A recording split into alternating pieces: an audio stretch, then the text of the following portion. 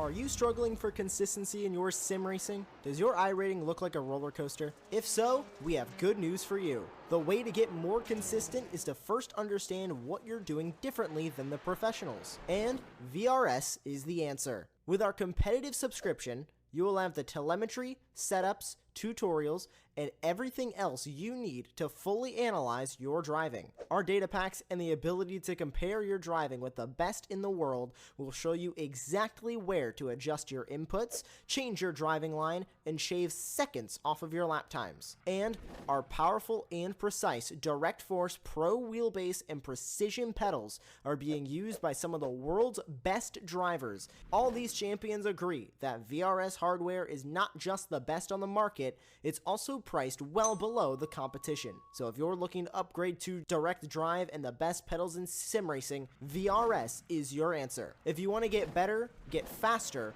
and make it happen sooner rather than later, you owe it to yourself to find out why so many people are switching to VRS. You'll be so glad that you did. Visit www.virtualracingschool.com and learn why the best use VRS.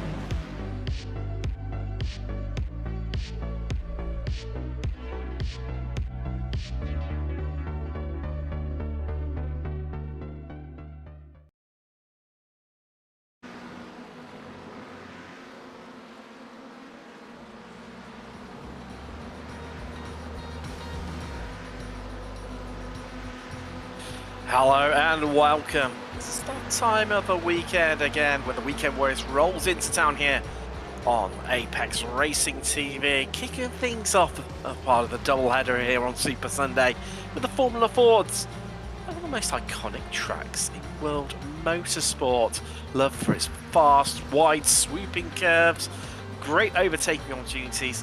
Whenever we visit here, in whatever category, it always invokes an epic race. I'm Tim Cox, got Charles Bashalu joining me very, very shortly. Josh Wilkie in the virtual production trailer still with us. Here's all the key action. But wow, what a season it has been so far. With having a few issues that overlays my end, but yes, what we say, I mean, it's been absolute cracking from start to finish, with absolutely everyone going. I mean, Spec 1, it's been epic racing. Spec 2, Spec 3, and Spec 3 Masters. Though less, a bit of a smaller grid here tonight, due to another real-life category having their race taking place here at Interlagos. But nevertheless, you know, we've got a decent-sized grid at just 26 cars, which, let's face it, a lot of series would be really, really happy with. Just getting into qualifying now, and there we go. We've on board with Megan Overstreet, currently lying in 6th, not quite where she would want to be. Let's face it, at this stage of the of the qualifying, but still plenty of time left on the clock. Charles, welcome along.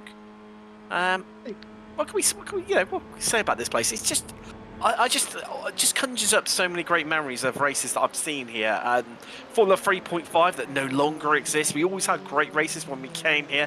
Anything multi-class, and even the SRF Weekend Warriors. Doesn't matter what you drive, how powerful it is, how much downforce you've got. You know you're in for a wild time here.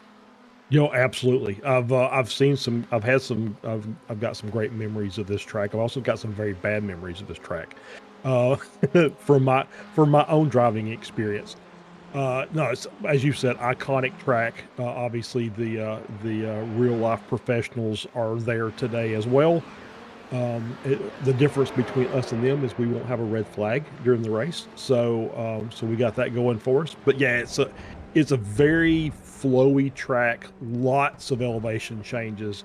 We're at a high altitude, so that makes the cars perform a little differently. But it's fun to race. Once you get the hang of it, it's a really fun track to drive. And I'm really looking forward to seeing how these open wheel cars handle this. This is going to be a fantastic racing, I think. And you mentioned about, no red flags. Also, no rain at the moment, although rumour has it, it's coming in the December build. That is what I've heard also. We'll see. Yeah. We'll see how, but as we talk about iRacing, it's they're going to do what I guess a staggered rollout. So we'll get a few cars at a time, and then we'll start getting car classes, and it'll expand. Everybody that I talk to that says, "Oh, I can't wait for the rain," will be the same ones that are saying, "Man, I hate the rain. It's so hard to drive." So it's going to be it'll be an interesting time. But yeah, no rain today. No red flags today. We're going to get a good 40-minute race here with Christian Kabanka currently sitting on pole. Yeah, it's just going to be fun. It's side by side, these little open wheel cars. Like I said, lots of twists and turns on this track. A couple of nice straightaways. Then that long sort of straight going out of the last corner, I think, or cafe. And up back to the pits. It's just going to be a big drag fest through there. And so I'm really, like I said, I'm looking forward to this. It's going to be a fun race. I think you'll see a lot of good side-by-side action here. And just to add a bit more spice to the dish, Simon Ball, who you can see on your screens right now, viewers, this will be his best qualifying in the Formula Fords. For certain, as was that Kabaka? No, it wasn't Kabaka going faster again. You're wanting me up to third. Benjamin Harris, top qualifier in Spec 2. He's flying 5th overall, 3rd row of the grid. As well as we've got some new drivers as well. Nico Witcher, 10th at the moment. Kurt Nunes has decided to join us. Of course, we'll know and love him from the SRF Weekend Warriors. He's currently live 16th right now. No Brazilians, though, so there'll be no hometown glory, unfortunately. So, well, Witcher just goes... well, it's a 6th there from 10th, so leaping up 4 places and 2 rows in the grid in doing so. Yeah, so obviously a great qualifying time for him. It's just, I think this is one of those tracks that you either really like it or you really just can't get your mind wrapped around how to make the car go fast here. It takes a lot of practice. This is one of those that, I mean, it's on the calendar in lots of different series, as you mentioned earlier. But it does take some time to get the feel for this track, and so it doesn't surprise me that we've got some new names up toward the front, and it doesn't surprise me that some of our week in week out drivers are maybe struggling a little bit.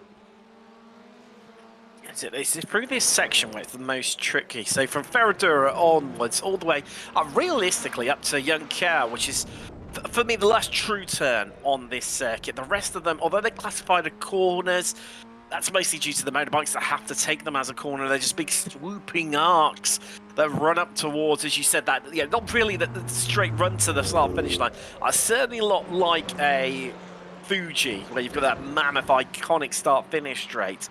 But that's still a long run, and there's going to be a lot of slipstreaming on that run to the line if people are close on the final laps. It's not the first time we've seen that, and it certainly will never be the last. So make sure you watch out for that one come the end of the race. With 2 minutes left in the clock, sort of neutralising out a little bit for the worry. Tom Laurie's gone fast. He's moved himself into 7th. Second, Witchett just climbing the order bit by bit through qualifying. It's rare we tend to see someone go faster and faster during qualifying, especially at this late stage, isn't it, Charles, in the Weekend Warriors? But he's defying it all, ripping up the rule book. Yeah. It's very rare that we get that last lap pole position with no time left on the clock. But we see Jason Green just popped up to P2. That's a great lap for him.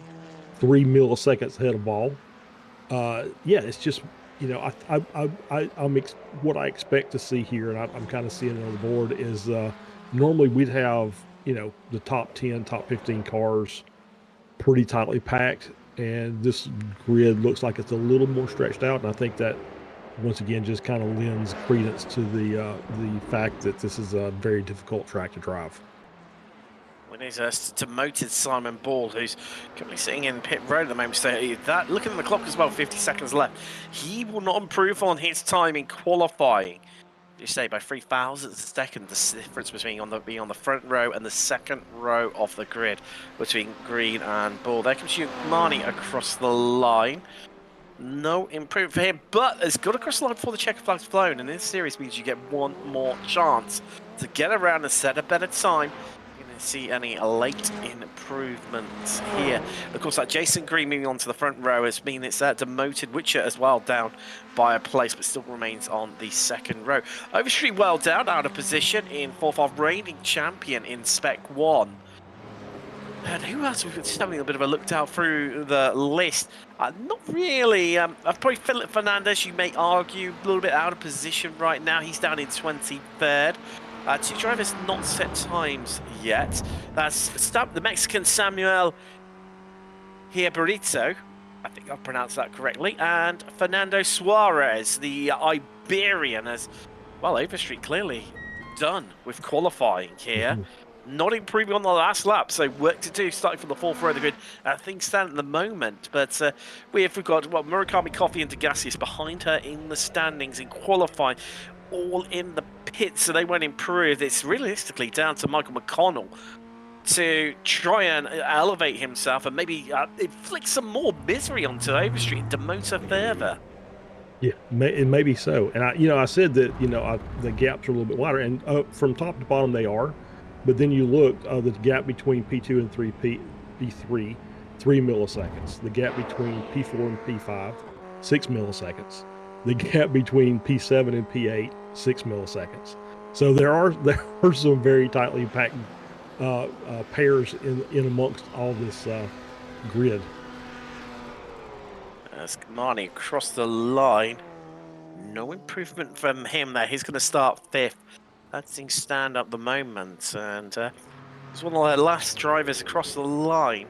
Did go fastest of anyone in Sector 1 though, so there's definitely a bit of pedigree within him, and also this track is a little bit draft dependent. I know these cars aren't really famed for their downforce because they basically don't have any whatsoever realistically, but the draft does make it play quite a large part around here, and I do wonder if we're going to see a bit of that pack racing, and if you lose the draft from the car in front of you, then you get left behind. Yeah, it wouldn't surprise me to have a nice, 6 to 8 car draft train up near the front of the grid, because you're right. It is there's a few nice straightaways here that you can just kind of get the toe from the car in front, and help you increase your pace and your lap time and keep contact. So that's as long as you're keeping contact, you've got a chance. Yes, all within a shout. So we've got 15 seconds before we transition across into the race. 40 minutes of racing coming up for you. Of course, pit stops are required if you're brand new to us. Welcome along if you are. Equally welcome along if you're, one of the regular viewers here at Apex Racing TV with the SRF and the Formula Ford Weekend Warriors. Of course, the SRFs coming up later on the channel. In around about an hour's time, we'll be live on them. But as we'll be through Red Bull Ring, I believe we are for those later on. But here we are. There you go. Thank you, Charles, confirming that. But let's run through the grid for this evening in the Formula Fords. It's Christian Kamanka on pole, with Jason Green joining him on the front row. Row 2 sees Simon Ball, his best qualifying in this series, next to newcomer Nico Richard. Astounding qualifying from him, launching himself on the second row. Row 3 sees our top qualifier in Masters and top qualifier in Spec 2 in the form of York Marnie and Benjamin Harris. Then we've got Tom Laurie and Overstreet on row 4, with top 10 being rounded out by an all Masters row in the form of Chris Murakami and Richard Coffey for row 5. Row 6 continues on that line of Masters drivers starting on the right hand side of the grid. It's Alan Degasius and Michael McConnell. On to row 7 is Tim Stano and Jim Brewster, just breaking up that little bit of a pattern for Andrew Love and Andrew Harding make up the Andrew row, we're going to call it. Row 8, Kurt Donaz and Jeff Saunders make up row 9, with the top 20 in row 10 being Stevie Ray, series organizer, next to Jesse Bottas. Kai Brendel, who's been improving bit by bit, has the German. In fact, I believe they put it on the podium last time out with Paul Stevens. Then we've got Philip Fernandez and Chris Scriven on row 12, making it the last complete. Actually, no, I say last complete row because it's the penultimate last complete row. Fernando Suarez and Samuel Hibreto not setting times. Neither did Rick Wishon, but they are all taking to the grid. I mean, big ass. Last the first challenges for any of those three. I mean, Suarez has the highest I rating of the lot of them at 3.3k. Hibreto, no slouch whatsoever. It's 2.4. Well, nearest damn at 2.5k. We're going to round it up because he's only 3 short of it. And 2.2k for Rick Wishon as well. So watch out for those guys, I think it's safe to be said. Yeah, absolutely. Yeah, you know, Wishon, I think, has had some good runs here. So obviously familiar with the car. So maybe he's got enough practice here at the track that he can make some positions up. Kurt Nunez, I'm just kind of looking through the list here. Usually runs really well. I haven't really seen him in the Formula 4, but usually runs really well in Spec Racer. So it wouldn't surprise me to see him move up the grid also. Yes, really good point, that one. You know, it's someone to watch out for because, you know, as much as, yes, you have your specialities within cars, ultimately, you know, you've got that raw level, that base level of pace, haven't you? And as you say, you know, he's definitely one driver to watch out, and based on ability, you know, a bit out of place in qualifying. I mean, I haven't said that, the flip side of it, Andrew Harding, 1.6k, and, you know, starting well up there on row 7. So, yeah, can he continue on with that one? Many may argue punching above his weight based on, you know, the I ratings around him, you know, strong 2Ks, 3Ks even. I mean, Alan Degassi is nearest down at 4K. So, you know, hey, this is what we love about the weekend warriors. But Porsche London safety car has pulled in.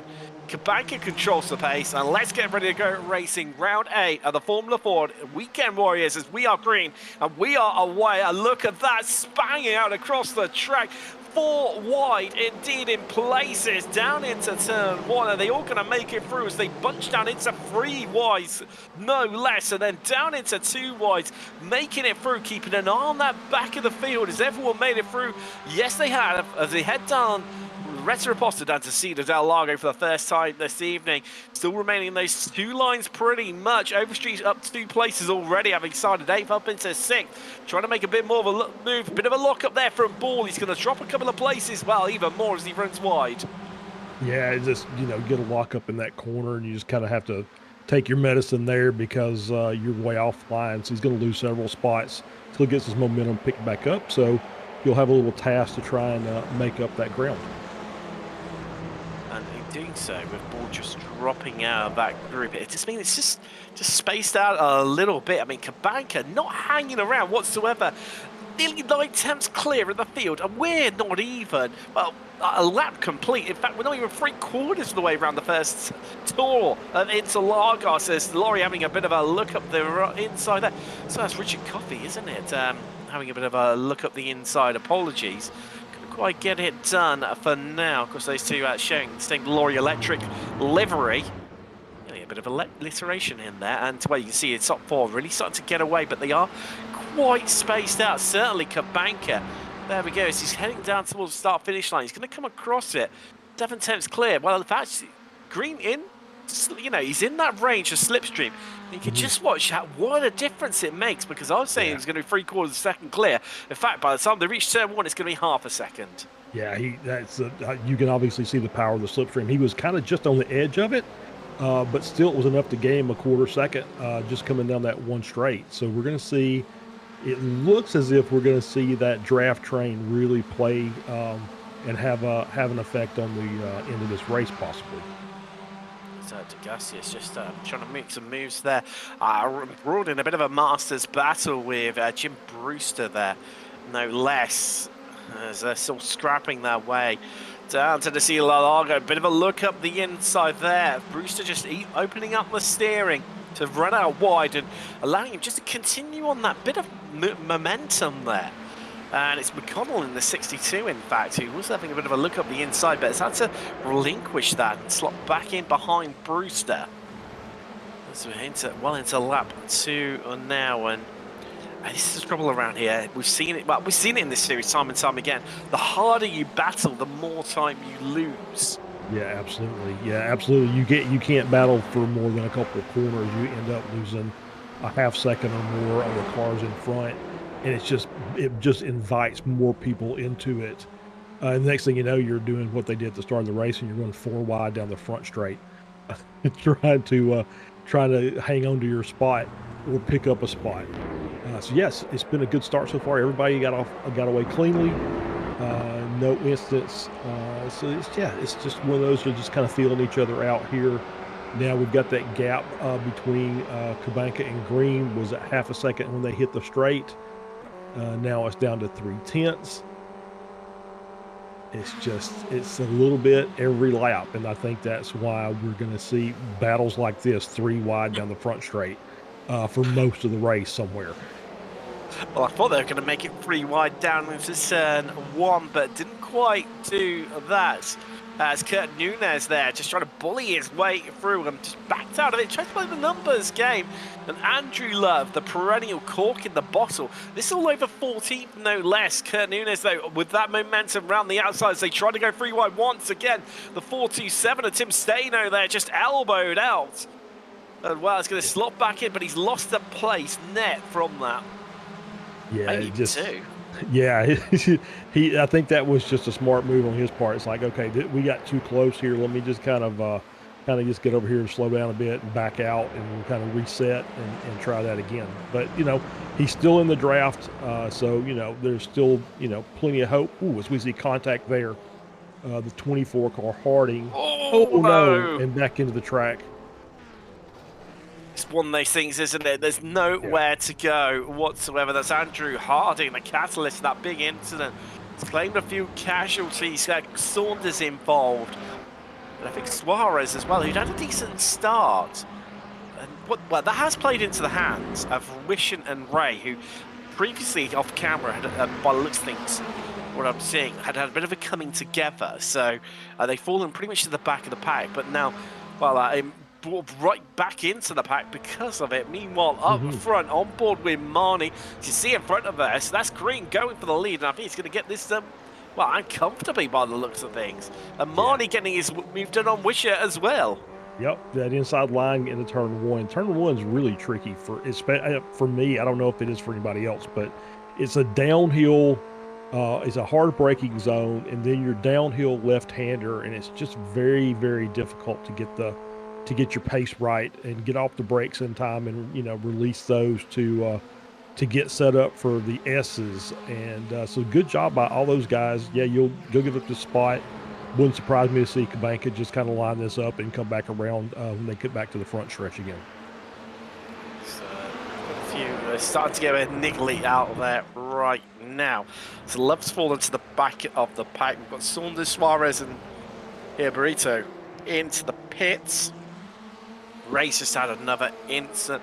We've also had a bit of an incident involving Brewster, Bottas, and Nunes, as well as well, we saw previously that midfield battle that's really elbows out and all over the base. Rishan now up 11 places despite being involved in a bit of an incident with Ray early on. So I think we've got a bit of a replant here in my ear coming to us very shortly. So let's take a bit of a look at this one. So there's Richard Coffey. Yeah, I think this is the incident I mentioned about, Charles. Yeah, just 2 block-ups in front, and then that was a little too aggressive to the inside. He just didn't have the room as that car of the 930 car was basically cutting that apex, and just there was a gap there, and then it disappeared. Not quite the somersault we saw a week ago here at Apex Racing TV when the Formula 4 Weekend Warriors Tour rolled into Willow Springs. It's just seeing Kubanka there, just up the inside of Green. These guys all swapping around for position in these early stages of the race. But yeah, even so, still quite a dramatic incident there and not helping their chances, but still a lot of battles happening out on track. And we've got, Overstreet just starting to fall by the wayside against this group right now, as here comes another replay of what's happened between Ray and Nunes. So, Ray is behind Philip Fernandez, I think, involved. Oh, so there's a bit of a back marker there with a broken front right. Ray taking the outside. Does he run wide? I'm trying to work out how this all sort of pans out for now. So far, everything looks good. Here we go. Let's have a look. Oh, so he's right in deep. There you go. Yeah. Just I think Stevie just maybe just missed the brakes a little bit, or wasn't expecting the other car to check up as much as he did. And I think there might have been a little bit of contact, and Stevie just said, "I know what? I'm just going to pull right over here." And by the looks of things, Charles, he's headed to the pits, and that could well be our first retirement this evening. I could have had damage as well. He'd had a couple of skirmishes, one involving Rick Wishen very early on as well. So it's like when you're carrying a bit of damage, it just reaches that point where you're like, no, I'm uncompetitive. Let's just pull it to the side of the track and retire the car. I mean, as you see happen in real life, and so often in sim racing, that's what we're trying to replicate here. Exactly right. Yeah. So yeah, you were talking about the gap between Richard and P4, who's basically that front pack of four. Back down to Overstreet, who's about 5.5 seconds back in P5. And I think that's a product of the ball lockup at the beginning of the race where he had to go wide. I think that kind of just created a little bit of a gap, and it's just kind of widened since then. I think Overstreet, obviously, I don't think was in front then. So she's worked her way up to the front of that second group, which is now just two cars. It's her and Harris. And then there's another gap of about 2.5 seconds back to Ball. And let's have a little look at those lap times, Charles. So, in terms of lap times, these two of Overstreet and Harris, there we go, we see some fastest lap times up on the board. So, Marnie holds the fastest lap of the race record so far with a 43.7, whereas these two, a little bit off the pace, and they're sort of navigating this course roughly in line with their fastest laps, 43.8. For the pair of them, whereas that front group, they're managing about 44.5, so 0.3 of a second quicker. Yeah, and I think that's the difference. I think that's why they're not making any progress on the front four, even though the front four are pretty much battling down the front straight every lap. But they're being tactical about it, aren't they? Because it's like, right, okay, you've got the slipstream. I'm letting you come past, and then they're all zipping back in together, so they're not losing any time. All they're doing is just ultimately just using that draft to their advantage. You just see it maybe in the distance there, once again, and using it to leapfrog and just grow this gap even more so. And whereas Harris and Overstreet just haven't got that sort of working relationship going yet, and well, it could be that Harris is maybe just happy to sit behind Overstreet and use her to help tow him along at this stage of the race. Yeah, get a nice tow and maybe save a little fuel, and maybe that equates to being a second or two ahead of her after the pit stops are done. Well, these guys just settling down here, aren't they? Interesting. I mean, as well, there's no double leapfrogs going on here. It's basically Cabanca and Green swapping around, and then Marnie and Witcher swapping around as well. Fascinating how it's being played out. Your quarter race distance. So Green, Cabanca, your top two. Marnie, top of Masters, and on the podium overall with Witchert being top of Spec 2, in fact. He's sub 3K, so that puts him into that. So there we go, the top of each category in this top four. Yeah, I was thinking that also. I was looking through the list as we were getting ready to start. It's like, I think there's a couple of these numbers that are wrong. Based on their I rating. So I think you're right. I think Richard is the leader in Spec 2 over Harris. Yeah, so it's going to be definitely interesting, isn't it? So yeah, it progresses with the second stage of the race before the pit stops, and you see, as we look down from the helicopter once again, now Cabanca and Green just leapfrogging one another on the run down towards turn one and making it work, although Green just keeping his nose in a little bit this time compared to what he has done previously. And actually, Marnie saying thank you very much. That's going to slow you up, and I'm going to try and get it done right around the outside here. Yep, it's I think Green maybe kept in it a little too much if they were going to just swap, and left the door open for Marnie. He's on the outside. He's got Witchert behind him. but Green able to hold on to the spot. And now Witcher comes around to the inside and takes P3 away from Monty. I've been sat here just thinking for the last minute or so, Charles. From a history of this series, and certainly the first time in this series, I'm sure we've got to have had it at some stage in the Spec Racer Fords, but to have our top 3 made up of drivers from each class, so Spec 1, Spec 2, and Masters come the finish, but I can't think of any time it's happened in the Spec Race Fords. Certainly never happened in the Formula Fords, so we could be on a first ever here today. But that'd be a feat. Look at there's that slight error from, as you could call it, from Green. Just as allowed Kubanka to really open up that gap, just wait to zip in straight away, and of course the lap. Excuse me, Kubanka, just to manage to walk away from these guys. Yeah, but I think, like I said, I think he's still in that 8/10 range, which means he's got the draft.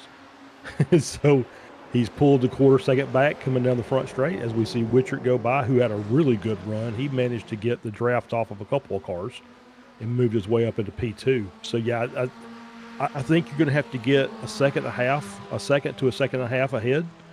And that's with these cars fighting in order for you to be able to kind of get away on your own. So as long as these guys, kind of at least stay in line for the most part, they should be able to make up any of that gap that Kubanka can generate going into this race.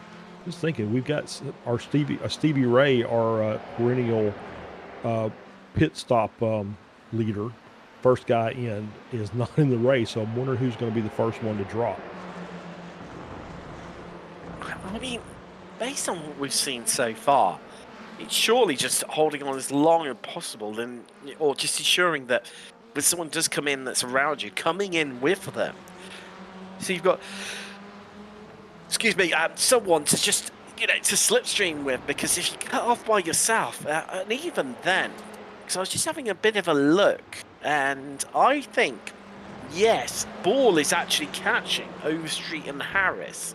So Ball in 7th, and he's doing that by himself. I mean, astounding pace in qualifying to put it on the second row of the grid up quite a while. Looked like the Brit was going to be on the front row of the grid before Jason Green just slapped in that late qualifying lap to demote him down to the second row.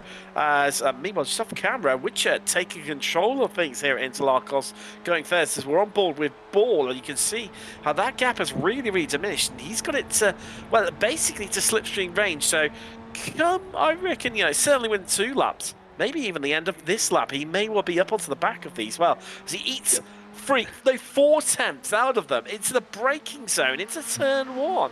Yeah, he's got that turn 1 braking zone to perfection. Yeah, he gained quite a bit of time through there, as we see, as you said, Witcher now taking the lead, Spectre driver leading the race.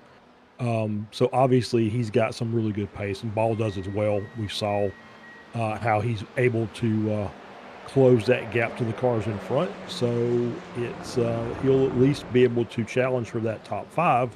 Now, whether they can get back up to the front still remains to be seen.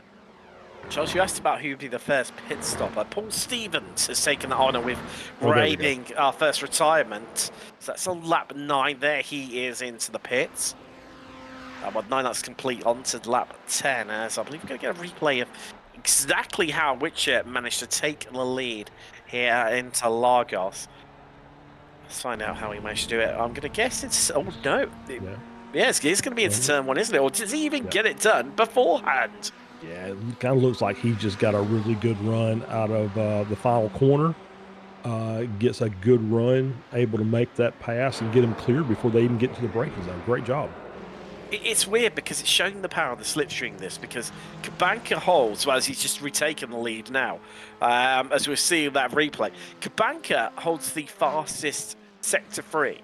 But to me, of anyone so far this race, but it looks like he seems to be quite weak coming out of there compared to everyone else. I think that's really just showcasing the power of the slipstream here in Interlagos, because yeah, he's coming out of there, you know, not exactly slowly, and like I said, holds that fastest sector 3 of anyone so far, but it's getting past come turn 1, and this is really just, you know, it's marinating away for what potentially, if this lot could keep together post the pit stops, Yeah, it's going to be a great finish. Yeah, it's going to be a great finish, I think so. To add another fact to that, the on the lap that Witcher moved into P1, he set the fastest lap of the race is a 1:43.25, which is, I mean, that's obviously the fastest, but it's like the fastest by a half second. Wow. Wow. I mean, it just, I mean, I can't see it, but as the fuel burns off, could anyone dip into the 42s potentially? I think you've got to have a lot of slipstreams, everything will just coming together perfectly to maybe attempt it. But even then, I think it's going to be a little bit of a struggle, as Barney just looking a little bit drifty there, coming into Young Cow. But yeah, 42 is possible. But like I said, yeah, I mean, it's very possible. It's you know, like I said, low fuel. You get the good run. You get the nice group of cars battling front to open that to block that air and just absolutely do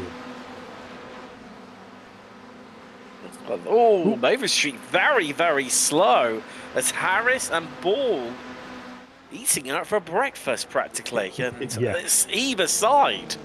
Yeah, I think that was just again, that's just a slipstream. I think Harris was going, okay, I've got to make this run. He saw Ball coming up quick, and Ball said, no, I've got the slipstream on both of you, so I'm going to see if I can get up there. And Overstreet just got swamped. And Ball, wow, not content with making up one place, now will go for the second one to take charge of this group. I think realistically, this is what needs to happen for this group if they want to stand any chance of trying to catch that group ahead of them. But at the half race distance, we just literally just click over to it. They are 9 seconds behind our leader, 8 seconds behind Marnie in 4th. Oh boy, that is one tall order, and I think they're going to need a bit of pit strategy. I mean, Ball is clearly not fuel saving. That is for certain. No, definitely not. But I mean, you know, I mean, it's never say never. I think is what I'm trying to ascertain here. Yeah, certainly if it's like it's one of them. No, that's what I'm going to say. If you got if you're in the second group and Ball has clearly got really good pace, obviously for qualifying, we saw that cracking down those two cars. You definitely want him in the front to set that pace, and you just kind of tow behind him, and so your lap times will pick up too. And hopefully they can make up that, you know, maybe they can make up the gap. I don't, you know, who knows? We'll see. We still got half a race left, but 9 seconds seems like a tall order. So, well into the second half, Cabanca leads from Witcher, who's top of Spec 2. Green third overall, Marnie leader in Masters 4th. Then Ball, who's now into 5th, leader, well, sorry, last car on the podium in Spec 1, Harris second in Spec 2. Then we've got the rest of the podium in Masters, following Degasius and Laurie 8th and 9th overall, with Tim Staino 11th overall, but still third in Spec 2. Yeah, Rick Wishen, highest climber, up 11 places into 16th, Charles. Sorry, I cut you off there. Yeah, no, that's okay. No, Wishen obviously, you know, had the early contact with Stevie Ray, but has managed to miss the rest of them. So he's done a really good job. We see Scriven coming into the pits. Now, I was just going back and looking at Ball's lap times. He is obviously that lap where he passed Harris and Overstreet. He picked up 0.3 on his lap time from the lap previous, but he's still a couple of tenths slower than that front four.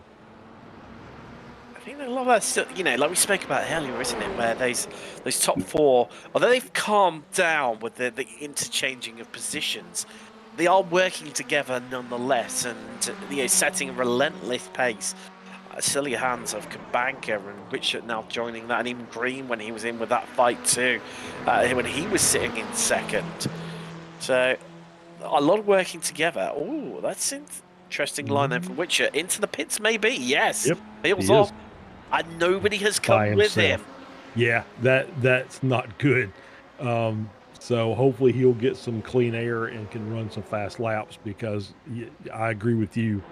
The best situation is you've got a teammate out there somewhere who can come into the pits at the same time, and you can work together to get back up to speed. That would be the ideal solution. But with Witcher, fairly new to the series, that he's just soloing it, and we'll see how we'll see how it works out as Murakami is also coming to the pits.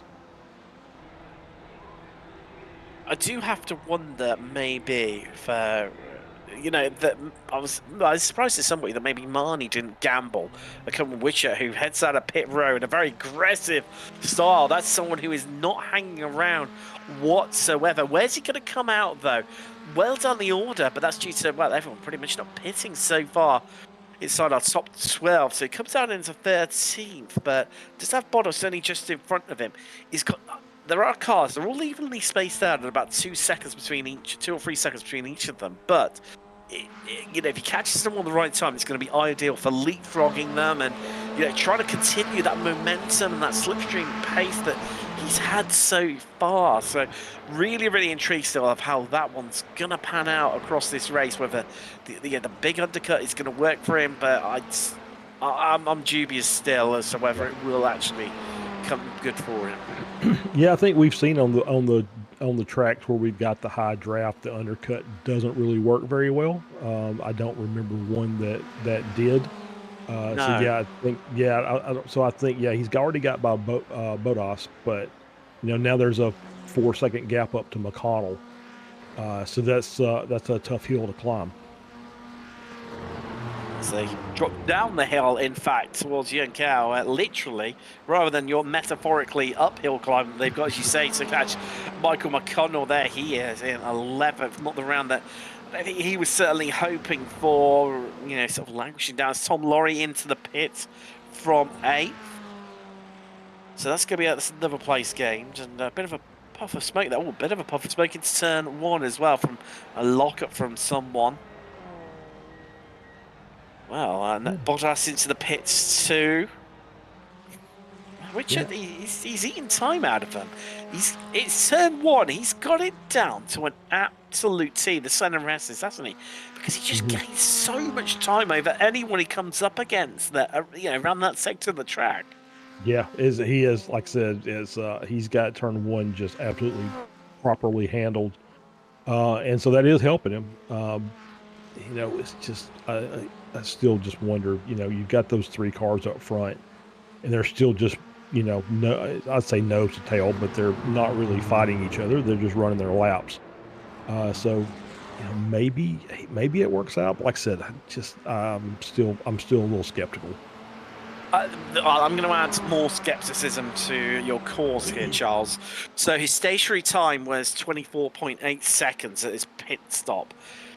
Now, looking at people who stopped around his lap, so which is looking at Lorry, Murakami, and Bottas, they were stationary for 17, 16, and 23 seconds, respectively. So I would say that those first 2 of Lorry and Murakami are more benchmark times. So, being in that, he's lost 7 seconds net to that lead, which I think, well, realistically, that then puts him well into that fight with Ball, Harris, and Overstreet. Oh yes, definitely. Yeah, that is a long stop. I would absolutely agree with that. So yeah, that will put him square in the sights of that second group for sure. However, on board with Marnie at the moment, our lead trio are coming up on a bit of traffic. That's Jim Brewster, who you can see in the red livery of the 933 machine, just ahead of us. This is a part of the track where you do not want to catch someone and get stuck behind them, because there is well, you can pass them by going around the outside, as Brewster makes it very comfortable for them in the end. Yeah, but go ahead. It's, well, I think you can even pretty much just leave it at that. You are going to lose some time from it. Who's going to be the next one they're going to catch? It's Philip Fernandez, who's a bit further up the road. But again, based on their lap times, I think they're going to catch them. My crystal ball's telling me around about the same part of the track as Wishing into the pits. I think that's the second trip into the pits, in fact, for Wishing, and maybe even his third. So after that great start, rising up through the order, falling by the wayside. Well, Fernandez into the pits, so that helps out this group tremendously. Next on the list is going to be Chris Scriven, who is a bit further down through the field. Might be able to see him just in the distance, maybe. So he's just coming out of pit road. Just nice and easy there. Also, yeah, I think Scriven had already pitted. Is that right? Yep. So he had already pitted. So yeah. Apologies. So he's down a little bit. Yeah, it's Wishing who I was looking at. I saw coming on the exit of pit road. So actually, maybe this is going to turn out to be a little bit treacherous from there. There's Nico Richard, who's up into the top 10 now, Charles. So now he's got up and running. Let's have a little look at his lap time. So last time around, a 44.3, whereas our lead trio, 43.8 for Cabanca and Green. Marnie, a 43.7. So he's, a good half second down on them. So, yeah, I think that's him out of the fight and losing out on our chances for, Spec 1, Spec 2 and Masters overall podium. I think it's gone out of the water now. Yeah, I think you may be right. Which is sad because he's having such a good run. Obviously, he's got good pace here, and just maybe being a little new to the series and just didn't have his fuel set properly. So he was in there a little bit longer than he needed to be. Might explain some of the pace he was experiencing. I'm not too sure. I mean, having said that, in qualifying, I had electric pace in there, and everyone's running very similar fuel levels. There comes Cabanca by himself. So right, we're now going to get the true benchmark as what's happening or going to happen in terms of the overall race results for Witcher as Ball, Overstreet, and Harris all pit together. That's crucial in terms of that fight for the best of the rest spots. Yeah, I think that was smart. I think Ball came in, and I think Overstreet and Harris said, you know what? We're coming in too. So let's all stay together. That's obviously the best situation for the three cars. So we'll see who ends up coming out of this lot first, based on their pit stop times here. Smack on the half-hour mark. Well, I'd say Overstreet's. Well, she got the jump on all of them. Look at that. Ball gets going into second, and Harris left floundering in comparison to the three of them. So let's have a look at pit stop times for all of them. So it was, in fact, look, Witcher. Yes, it is. He's going to be close on this one. He's going to slot in front of Harris. So yes, it has demoted him down into this best of the rest group. So ultimately, it's looking like fourth is going to be the best potential finish for him. Cabanca has come back out into third, Charles, having been stationary for 16 seconds. So that seems to be around about the pit stop time to go for. But having said that, 14.4 seconds for Overstreet, so a very, very quick stop for her, and a 15.2 for Ball. Yeah, my guess is Overstreet did a little saving. And also, I think these two are coming in together. Let's see if it's this lap. It's going to be this lap or next one. Yeah, here they come now. So, see Green and Monty coming in at the same time, so they'll be able to work together once they get back out on the track. Monty's the interesting one for me, though, Charles, because he's never led the race so far. No, he's been hanging around in the back for most of the time. So he's maybe not necessarily. And he missed his box. I think that may have blown it for him. So the only car that still hasn't pitted yet is Stano. Surely he's going to be in this lap. Yeah, you would think so. I mean, we're at the 32-minute mark. I don't think they can go much longer than that. Yep, he's in now. Oh, no. Marnie's still stationary, Charles. Well, he's heading just out now, but a slow stop for him, 21.2. Plus overshooting his box, so I do wonder if that's going to bring him, I think it may well do, right into that best of the rest fight. Yep, add another car to that group, remove them from the front. So it's Green and Cabanca, and there's actually a really big gap between them. As I was sitting here looking at it, 4 seconds. I mean, you look at the pit times. Green with a 12.1, which we normally see. He normally is one of the quicker guys in the pits. Still, Charles, that's dramatically different, exponentially different to anyone else. It's 4 seconds less than anyone. We know he's the master strat of fuel saving and strategy, but as Witcher loses a place and that ball up into 4, I do wonder whether we've seen it before where he's taken that short of stop and he's tried to fuel save it out, and actually it's ended up costing him and hurt him badly, where he's had to fuel save so much. I mean, maybe it's just a bit nip and tuck and on terms of laps, and he's thinking, right, if I can get to the front, I can control this, make it go 1 lap less than what it should do, and that puts me in a good position for finishing first. That is possible. Yeah, and we've seen it. It's worked. He's been successful with that strategy and unsuccessful. I think, as a matter of fact, I think he last week was a little bit short. So we end up having to lift a lot. It cost him several positions on track. So yeah, so he's playing that strategy game again, and yeah, you're right. If he can get out front, control the pace, he can get that. So we don't have maybe an extra lap here, or he can get out. Oh, as we see contact there with Witcher and Ball. That's them out of the equation. That's going to leave Overstreet and Harris to carry on. Oh, that's going for Ball. What not. Yes, he is British, and I know I've got a soft spot for him because of that. I know before anyone starts, but that is and it's crabbing. Oh, that's him gone. Yep. Well, no, yeah. So he puts it in the wall. Yeah, both those guys had a really great qualifying run, and we're doing pretty well in the race as well. And just looks like we got a little contact here. So they're coming down in turn 1. And we all know what Ball is capable of in turn 1. Well, equally Witcher as well. Was it a bit of net code? Maybe it would look like wheel contact, but it definitely could have been net code. But yeah, and now we've got the car, as you can see, the 30 degrees on the steering wheel, trying to drive straight, which is never what you want. No, it's most certainly not. Gutting for Simon Ball as he drops down the order, and he'll be heading into the drivers do have 1 fast repair available to them. That's if he hasn't utilised it already. So this could in fact actually be another retirement. There's only 1 retirement so far, being Stevie Ray all the way back on lap 3, currently on lap 21 here from Interlagos.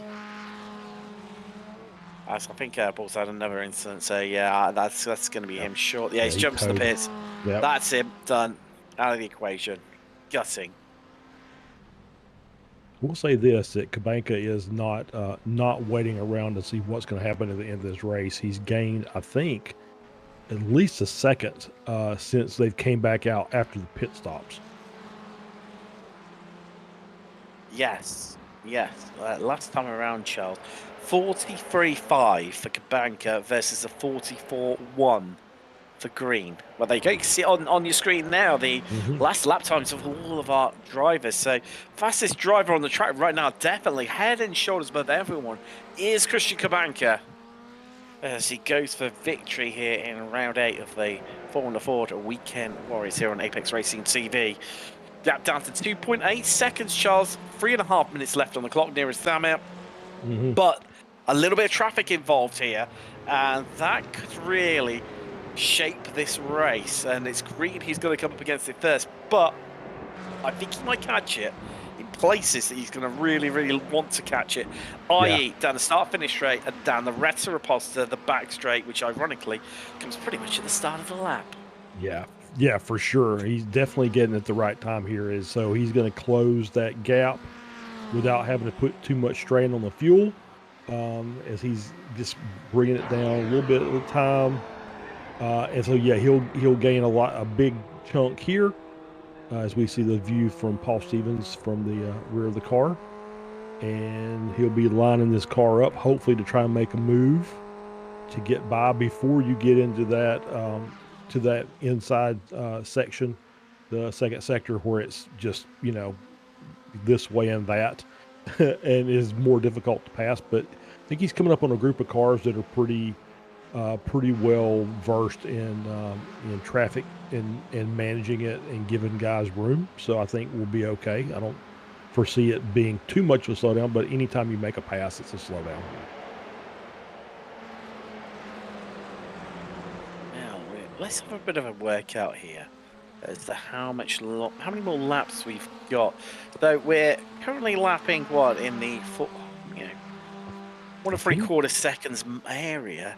I think it's. I think it's white flag next lap. I think. No, I think they've. Yeah, so they'll come across the line and then it'll be white flag by my calculations, because green is roughly 3/4 of the way around the track. Yes, so.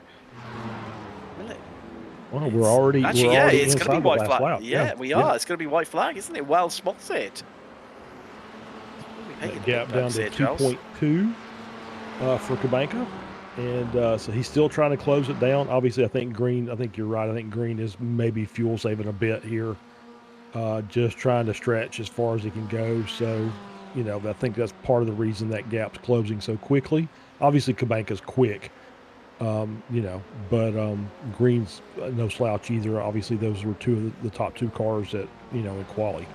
But Charles, he did catch a little bit of the traffic in the form of Jim Brewster there on the entry into turn 1. Kubanka's going to get the slipstream off of Brewster all the way down Loretta Raposta. 1.5 seconds is all the gap is now, but I think green, as he took the white flag across the line, he may have just done enough here to clinch victory from Interlagos in round 8. But Kubanka's, he's thrown everything at this, including the kitchen sink. If he gets it within, say, 7/10, there's a chance that Kubanka could actually catch him before the start-finish line. So it's going to be very tight. Kubanka's just got to stay on it as hard as he can go. This is an interesting battle for it'll be 9th overall. Lori, Murakami, Staino, all incredibly close to one another. Another battle we need to keep half an eye on too is Harris versus Overstreet for 4th. Those two, Harris versus Witchett, in fact. Those two incredibly close to one another. That's shaping up to be a bit of a run to the line between the pair of them. So still not done and dusted. Oh, green. Look, Charles, you said about it. Look, 0.8 of a second. He's got it done here. So within slipstream range, but it might not be enough as that gap extends out. And I think it might have been Brewster that just caused Kubanka to the line to give green enough of a breathing space to cruise home here and take the checkered flag as our winner. Yeah, as long as it doesn't cough, I think he's going to make it. So, yeah, it's pretty good. But, yep, there we go. Congrats to Jason Green. That was a great fuel strap. Wow, Kubanka in the end, after leading so much of this race, has to settle for second. Marnie again, 3rd overall, your winner in Masters. In fact, I think that is like the 3rd. No, it's the 3rd time he's managed it this season, and it's the 5th time that the Masters category as a title have managed it. Which just fending off Harris there, 0.07 of a second at the line. Next one is the Lori Murakami battle. There comes Degassius. Lori Murakami and Staino. This is going to be close because they are much, much closer. Lori, and we're going to go 3-1 across the line. Who gets it? Well, Murakami, I think, just about got ahead of Staino and couldn't quite catch Lori. Wow, a 10th between Lori and Murakami and 400ths between Murakami and Staino. Yeah, that was tight right there for sure. And that was just off the podium for the Masters for Lori and Murakami. But I think that's a P3 for Staino. In Spec 2? It is indeed. And that Witcher Harris battle was, in fact, for the win overall in Spec 2. So, wow, close finishes, that is for sure. This is your next one up. Saunders ahead of Wishen, 4/10. Separating those two, but I think Saunders is going to be okay for this one as much as yet. There you go, across the line as much as Wishen was catching. That one, however, with a blink. And I think maybe even a bit of a cough across the line there for Harding. Yes, Suarez beats him by 0.06 of a second. Oh, Fernandez running. I think he's out of fuel, but in the end, comfortable over Kurt Nunes. Yeah, so, Wishen had a struggle here and there, but still ended up 10 spots up. So it was a good recovery from him after that early incident. which put him pretty much at the back of the field. I think he was he was not last but two, I think. The start of the race, a great bit of redemption for him. So let's take a little look at the free play of. We're going to get some of the runs to the line here now as well. Overstreet, she was comfortable for fourth. There we go. So this Murakami. As close as you like. Close as you like, but I mean, well, would we expect anything different from the Weekend Warriors, Charles? Absolutely not. No. Yeah.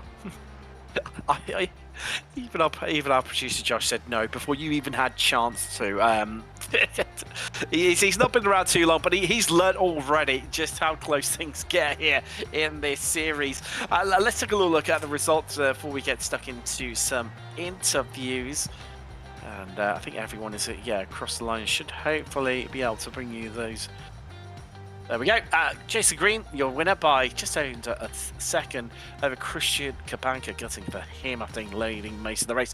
Young Marnie, third overall. Your winner in Masters. Overstreet onto the podium in Spec 1, despite finishing fourth. Then that close battle to the line, which finished 700 of a second apart for your win in Spec 2, which beating Harris.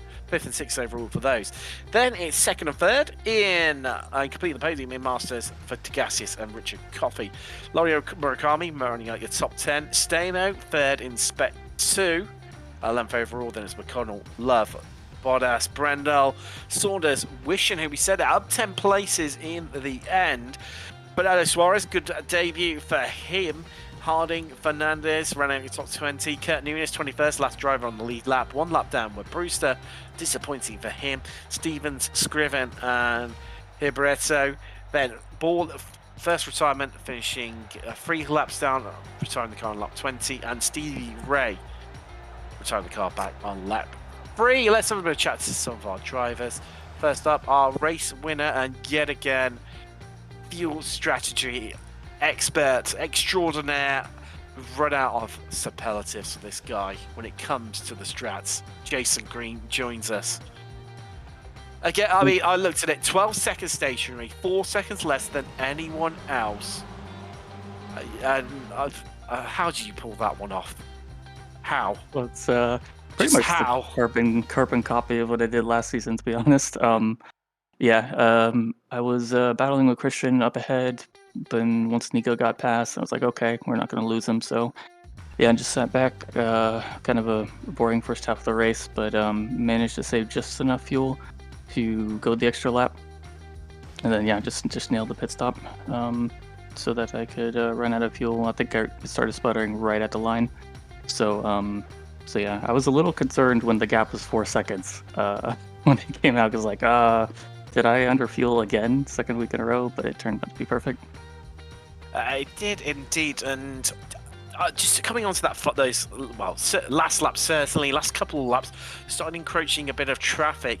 Did that worry you a little bit of where you're going to catch them? Because I think it was Jim Brewster, you called him around sort of the tight and technical sort of midfield part of the circuit. Did that concern you at all, or do you think, do you know what, I think I've got this in hand? Oh, I was definitely concerned, especially when I first kind of came up on them. They were all battling really hard, so I was just like, okay, guys, you can battle, just nobody spin, please. So it ended up working out though. Everybody was pretty good about not costing too much time, letting me past. Well, Jason, congratulations for the win here today at Interlagos, and good luck later on at Red Bull Ring in the Surfs. Yeah, that one will be interesting for sure. I'll need all the luck I can get. Thanks, guys. Oh, definitely. We can all agree on that one. Charles, no questions asked on who you're going to have. You've managed to wrangle for a chat. Well, it's our Masters class winner. P3 overall. Jorg, congratulations. Thank you. And good evening, guys. Good evening to you. So we noticed that at the start of the race, looked like Ball may have locked up, I think, into turn 4, and kind of separated the front 4 from the rest of the group. And so from that point on, it just seemed like it was let's see where we're going to draft, and we'll lay the strategy out for the final half of the race. Yeah, that explains it pretty much, actually. And I did, for the first time in my iRacing career, I did something I never do. I even saved fuel behind Jason. Well, see, there you go. That's what I was going to say. Was it didn't look like you were in any real big hurry to get to the front.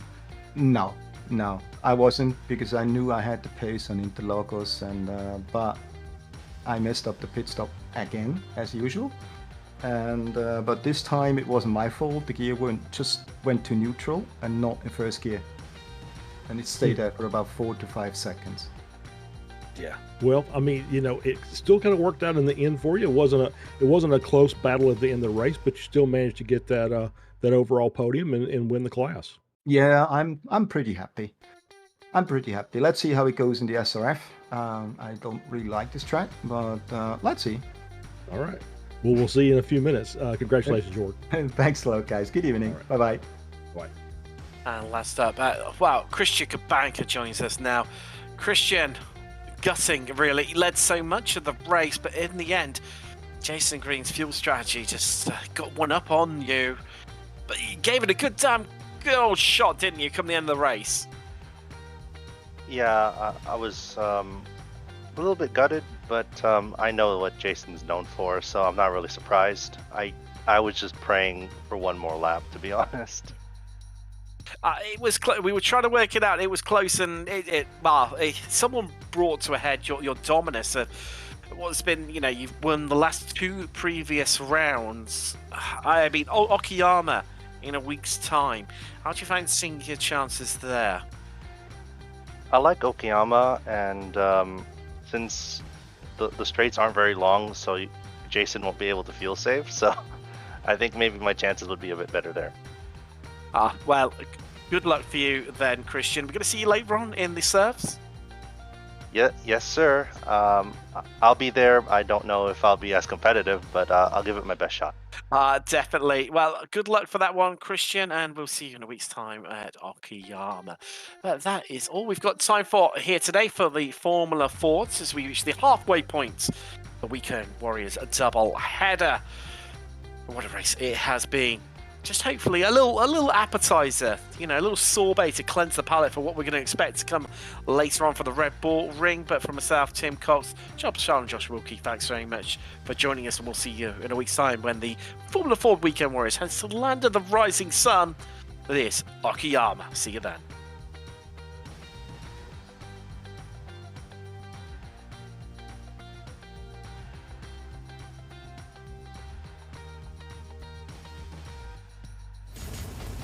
Are you struggling for consistency in your sim racing? Does your iRating look like a roller coaster? If so, we have good news for you. The way to get more consistent is to first understand what you're doing differently than the professionals. And VRS is the answer. With our competitive subscription, you will have the telemetry, setups, tutorials, and everything else you need to fully analyze your driving. Our data packs and the ability to compare your driving with the best in the world will show you exactly where to adjust your inputs, change your driving line, and shave seconds off of your lap times. And our powerful and precise Direct Force Pro wheelbase and precision pedals are being used by some of the world's best drivers. All these champions agree that VRS hardware is not just the best on the market, it's also priced well below the competition. So if you're looking to upgrade to direct drive and the best pedals in sim racing, VRS is your answer. If you want to get better, get faster, and make it happen sooner rather than later, you owe it to yourself to find out why so many people are switching to VRS. You'll be so glad that you did. Visit www.